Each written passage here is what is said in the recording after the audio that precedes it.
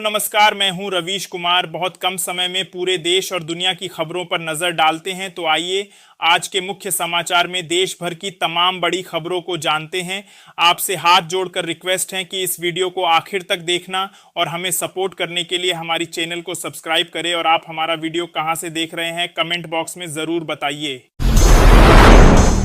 राहुल गांधी द्वारा प्रधानमंत्री नरेंद्र मोदी पर की गई टिप्पणी से भाजपा भड़का उठी और इसे जनादेश व लोकतांत्रिक मूल्यों का अपमान बताया। वहीं कांग्रेस ने आरोपों को खारिज किया। भाजपा प्रवक्ता ऋतुराज सिन्हा ने कहा कि मोदी 135 करोड़ भारतीयों के प्रधानमंत्री हैं। उन पर अभद्र टिप्पणी राष्ट्र के सर्वोच्च पद की गरिमा पर प्रहार है और राहुल गांधी की यह टिप्पणी उनकी हताशा और राजनीतिक दिवालियापन को दर्शाती है।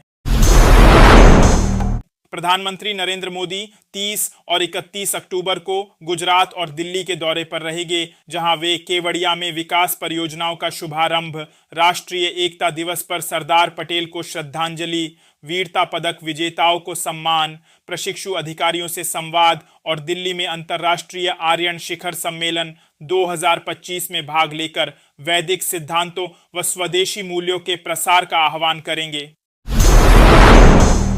केंद्रीय गृह मंत्री अमित शाह ने समस्तीपुर के रोसड़ा में चुनावी सभा को संबोधित करते हुए कहा कि बिहार में एनडीए सरकार कर्पूरी ठाकुर के पिछड़ों और वंचितों के न्याय के संकल्प को पूरा कर रही है। लालू राबड़ी के शासन को जंगल राज बताते हुए उन्होंने दावा किया कि 14 नवंबर को एनडीए की सरकार दोबारा बनेगी। साथ ही कांग्रेस और लालू यादव पर हमला करते हुए कहा कि जिन्होंने कर्पूरी ठाकुर को भारत रत्न से वंचित रखा, उन्हें जनता सबक सिखाएगी। जबकि एनडीए में मोदी का नेतृत्व, नीतीश का अनुभव, चिराग का जोश, मांझी की तपस्या और कुशवाहा का साथ बिहार के विकास की गारंटी है। वायनाड में आदिवासी छात्राओं के शौचालय की बदतर स्थिति पर प्रियंका गांधी ने चिंता जताई है। उन्होंने कहा कि हालात बेहद खराब है और छात्राओं को ऐसी जगह नहीं भेजा जाना चाहिए जहां दूरी के कारण वे पढ़ाई छोड़ दें। प्रियंका ने मंत्री OR केलू और जिला कलेक्टर से संपर्क कर स्कूल की सुविधाएं सुधारने और सुरक्षित वातावरण सुनिश्चित करने की मांग की। समस्तीपुर में जनसभा के दौरान अमित शाह ने कहा कि 14 नवंबर को दोपहर 1 बजे तक लालू और राहुल का सूपड़ा साफ हो जाएगा। बिहार में एनडीए की जीत तय है। उन्होंने महागठबंधन पर परिवारवाद का आरोप लगाते हुए कहा कि एनडीए 5 पांडवों की तरह एकजुट है और यह चुनाव बिहार को जंगल राज से मुक्त कराने का संग्राम है। मुजफ्फरपुर की रैली में राहुल गांधी ने तेजस्वी यादव की मुख्यमंत्री पद की उम्मीदवारी पर चुप्पी साधी, जिससे बिहार की सियासत में अटकलें तेज हो गईं। मंच पर महागठबंधन के नेताओं ने जहां तेजस्वी को मुख्यमंत्री और मुकेश सहनी को उप मुख्यमंत्री पद का उम्मीदवार घोषित किया, वहीं राहुल ने अपने भाषण में केवल नीतीश कुमार और नरेंद्र मोदी पर निशाना साधा। उन्होंने न तेजस्वी की उम्मीदवारी पर कुछ कहा, न ही महागठबंधन के घोषणा पत्र का जिक्र किया। रैली में दिलचस्प दृश्य यह रहा कि राहुल गांधी को तेजस्वी के आने के लिए करीब 20 मिनट तक इंतजार करना पड़ा, जिसके बाद दोनों नेता मंच पर साथ दिखे, लेकिन संयुक्त अभिवादन से परहेज किया। कटिहार में रैली के दौरान असदुद्दीन ओवैसी ने पीएम मोदी, कांग्रेस, लालू और तेजस्वी यादव पर तीखा हमला बोला। उन्होंने कहा, जब मैं मोदी से नहीं डरा तो कांग्रेस क्या चीज है। ओवैसी ने तंज किया कि हमको देखकर राहुल और तेजस्वी के पेट में गुदगुदी होने लगती है। उन्होंने कहा कि वे पिछले 11 सालों से सीमांचल के विकास के लिए काम कर रहे हैं और गरीबों की आवाज उठाते रहेंगे। ओवैसी ने नीतीश, लालू और कांग्रेस को बिहार की बदहाली के लिए जिम्मेदार ठहराते हुए कहा कि उन्हें भाजपा की बी या सी टीम कहने से कोई फर्क नहीं पड़ता। मोतिहारी में चुनावी सभा के दौरान असदुद्दीन ओवैसी ने महागठबंधन पर जोरदार हमला बोलते हुए कहा कि जब मल्लाह का बेटा उप मुख्यमंत्री बन सकता है तो मोहम्मद का बेटा क्यों नहीं।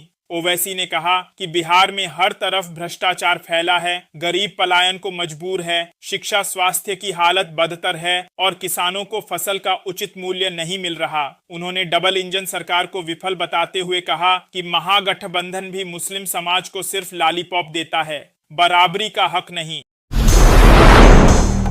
भारत और चीन के बीच सीमा विवाद को लेकर 23वीं कोर कमांडर स्तर की बैठक में पूर्वी लद्दाख के शेष मुद्दों पर सकारात्मक चर्चा हुई, जहां दोनों देशों ने सीमा क्षेत्रों में शांति बनाए रखने, आपसी विश्वास बढ़ाने और सीमा प्रबंधन को मजबूत करने पर सहमति जताई, जिसे द्विपक्षीय संबंधों में सुधार की दिशा में एक अहम कदम माना जा रहा है। बिहार में चुनावी माहौल गर्म है। आज कई दिग्गज नेता रैलियों के जरिए जनता को लुभाएंगे। कांग्रेस नेता राहुल गांधी, गृह मंत्री अमित शाह और यूपी के सीएम योगी आदित्यनाथ आज मैदान में उतरेंगे। इसी बीच वीआईपी प्रमुख मुकेश सहनी ने बीजेपी पर हमला बोलते हुए कहा, मुझे लीडर बनना है, लॉर्डर नहीं। सहनी ने संकेत दिया कि वो अब किसी के सहारे नहीं बल्कि खुद अपनी राजनीतिक ताकत दिखाने को तैयार है। बिहार में सियासी बयानबाजी और प्रचार की रफ्तार तेज हो गई है।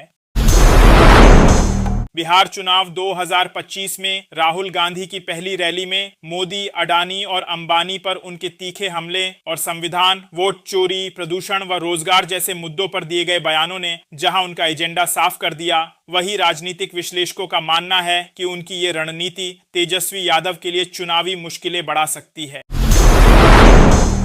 बक्सर में रैली के दौरान तेज प्रताप यादव ने खुद को लालू यादव की विचारधारा का असली वारिस बताते हुए कहा कि जनशक्ति जनता दल ही लालू यादव की ओरिजिनल पार्टी है। साथ ही उन्होंने शिक्षा, रोजगार और व्यवस्था में गिरावट पर चिंता जताते हुए विरोधियों पर साजिश रचने का आरोप लगाया और कहा कि जयचंद हमारे पीछे पड़ा है, लेकिन हम डरने वाले नहीं हैं। किशनगंज की रैली में पप्पू यादव ने एआईएमआईएम प्रमुख असदुद्दीन ओवैसी पर तीखा हमला बोलते हुए कहा कि हैदराबादी बिरयानी को चुनाव के समय ही सीमांचल का दौरा पड़ता है। उन्होंने कांग्रेस प्रत्याशी के समर्थन में कहा कि कांग्रेस हमेशा इंसानियत का पैगाम देती है और गरीबों की लड़ाई लड़ती रही है, जबकि ओवैसी को सिर्फ चुनाव के वक्त सीमांचल की याद आती है। बाकी समय जनता के दुख दर्द से उन्हें कोई मतलब नहीं होता। जम्मू कश्मीर में सियासी हलचल तेज हो गई है, जहां भाजपा ने मुख्यमंत्री उमर अब्दुल्ला पर आदर्श आचार संहिता के उल्लंघन का आरोप लगाते हुए चुनाव आयोग में शिकायत दर्ज कराई है। भाजपा का कहना है कि उमर अब्दुल्ला ने बड़गाम में मतदाताओं को लुभाने के लिए एनएलयू का अस्थायी कैंपस स्थापित करने की घोषणा की, जो आचार संहिता का उल्लंघन है। इसलिए पार्टी ने उनके खिलाफ तत्काल कार्रवाई और इस्तीफे की मांग की है। नागपुर में बच्चू कडू के नेतृत्व में कर्ज माफी समेत अन्य मांगों को लेकर किसानों के आंदोलन से नागपुर वर्धा मार्ग पर 30 किलोमीटर लंबा जाम लग गया, जिससे उत्तर भारत को दक्षिण भारत से जोड़ने वाला NH 44 ठप हो गया। हाई कोर्ट के शाम 6 बजे तक सड़क खाली करने के आदेश के बावजूद किसान डटे रहे और सरकार ने बातचीत के लिए मंत्रियों को भेजा। बारिश के चलते प्रधानमंत्री नरेंद्र मोदी के बिहार दौरे में रूट बदल सकता है। खराब मौसम के कारण उनके पटना से छपरा तक सड़क मार्ग से आने की संभावना है, क्योंकि हेलीकॉप्टर से यात्रा मुश्किल हो सकती है। अंतिम फैसला मौसम की स्थिति देखकर लिया जाएगा। पीएम मोदी का छपरा पहुंचना दोपहर 12:35 तय है और वे 12:45 सभा को संबोधित करेंगे। दिल्ली में घर लौट रही शिक्षिका से बदमाशों ने सोने की चेन लूटी। पूरी वारदात सीसीटीवी में कैद हो गई। घटना के बाद राजधानी की सुरक्षा व्यवस्था पर सवाल उठ रहे हैं। पुलिस ने केशवपुरम थाने में मामला दर्ज कर जांच शुरू कर दी है। जानकारी के अनुसार पीड़िता अंजू मलिक गुरु तेग बहादुर पब्लिक स्कूल में शिक्षिका है। बताया गया कि दोनों बदमाश पहले से स्कूल के बाहर घात लगाए बैठे थे और मौके का फायदा उठाकर वारदात को अंजाम दिया। मध्य प्रदेश के भैरुंदा में आदिवासी पंचायत को संबोधित करते हुए केंद्रीय मंत्री शिवराज सिंह चौहान ने अधिकारियों को चेतावनी दी कि जनता के लिए जान भी देनी पड़ी तो पीछे नहीं हटेंगे, अन्याय बर्दाश्त नहीं किया जाएगा। उन्होंने कांग्रेस सरकार पर आदिवासियों के प्रति अत्याचार का आरोप लगाया और कहा कि बीजेपी सरकार गरीबों के अधिकारों की रक्षा के लिए हर कीमत चुकाने को तैयार है। अमेरिका के पूर्व राष्ट्रपति डोनाल्ड ट्रंप ने प्रधानमंत्री नरेंद्र मोदी की जमकर तारीफ की है। ट्रंप ने कहा कि वे मोदी को एक जबरदस्त और सबसे अच्छे दिखने वाले इंसान मानते हैं। उन्होंने कहा कि भारत और अमेरिका के बीच व्यापार समझौते पर लंबे समय से बातचीत चल रही है और जल्द ही इस पर हस्ताक्षर किए जा सकते हैं। ट्रंप ने कहा, मेरे और प्रधानमंत्री मोदी के बीच बहुत अच्छे रिश्ते हैं। मैं उनके प्रति गहरा सम्मान और प्रेम रखता हूं। वे न केवल मजबूत नेता हैं बल्कि दिखने में भी शानदार हैं। सारण में उप मुख्यमंत्री सम्राट चौधरी ने बड़ा ऐलान करते हुए कहा कि जनता बाजार स्थित श्री ढोढ़नाथ मंदिर को जल्द ही पर्यटन स्थल का दर्जा मिलेगा। उन्होंने कहा कि मोदी और नीतीश सरकार ने मिलकर बिहार को बदहाली से निकालकर विकास के पथ पर अग्रसर किया है। चौधरी ने बताया कि जहां लालू राज में कुछ लाख घरों तक ही बिजली पहुंची थी, वहीं अब 2 करोड़ 14 लाख परिवारों तक रोशनी पहुंच चुकी है। उन्होंने शिक्षा, स्वास्थ्य और सड़क के क्षेत्र में तेजी से हो रही प्रगति का जिक्र करते हुए लोगों से एनडीए प्रत्याशियों को जिताने की अपील की ताकि विकास की रफ्तार जारी रह सके।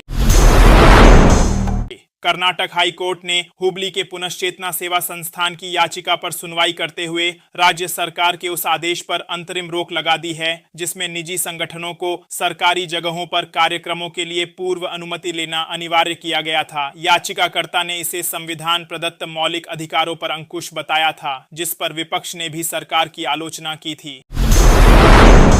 हरियाणा में यमुना नदी पर बने 100 साल पुराने पुल पर हजारों लोगों ने छठ पर्व मनाया, लेकिन पूजा के कुछ ही देर बाद पुल अचानक ढह गया। मौके पर अफरा तफरी मच गई। हालांकि प्रशासन ने तुरंत कार्रवाई कर इलाका खाली करा लिया, जिससे बड़ा हादसा टल गया। गनीमत रही कि इसमें कोई जनहानि नहीं हुई। बताया जा रहा है कि मेयर सुमन बहमनी और मंडल अध्यक्ष शुभम राणा की गाड़ियां भी कुछ देर पहले इसी पुल से गुजरी थीं। हादसे के बाद सिंचाई विभाग ने पुल के दोनों ओर मिट्टी डालकर रास्ता बंद कर दिया। सारण में चुनावी रैली के दौरान तेजस्वी यादव ने कहा कि भले ही उनकी उम्र थोड़ी कच्ची है, लेकिन उनमें सीखने और जनता के भरोसे पर खरा उतरने का जज्बा है। उन्होंने कहा कि उनका लक्ष्य बिहार को पलायन मुक्त बनाना और युवाओं को रोजगार देना है। तेजस्वी ने दावा किया कि अपने 17 माह के कार्यकाल में उन्होंने 5 लाख युवाओं को नौकरी दी थी और इस बार शिक्षा, स्वास्थ्य और महिलाओं के सम्मान पर विशेष ध्यान देंगे। उन्होंने माई बहन योजना का ऐलान किया, जिसके तहत हर महिला को हर महीने 2500 रुपये मिलेंगे। साथ ही उन्होंने जनता से बिहार के उज्जवल भविष्य के लिए महागठबंधन को समर्थन देने की अपील की।